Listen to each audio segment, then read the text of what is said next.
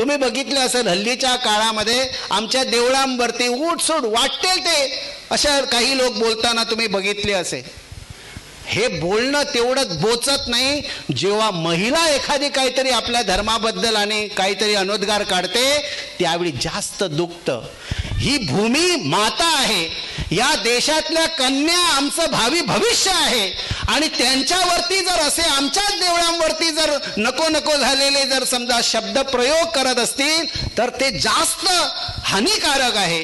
कारण पुढची पिढी जी आहे ती पिढी आम्हाला जर बरी घडवायची असेल तर त्यांच्यावरती देवाधर्माचे संस्कार होणे अत्यंत आवश्यक आहे. आणि मला अभिमान वाटतो माझ्या गोमंतकीयांचा, मला अभिमान वाटतो माझ्या गोमंतकीय देवस्थान प्रमुखांचा की ते आपल्यावरती कोणीही जरी अन्यायास्पद काहीतरी वागले तर ते गप्प बसत नाहीत, उलट ते तुटून पडतात.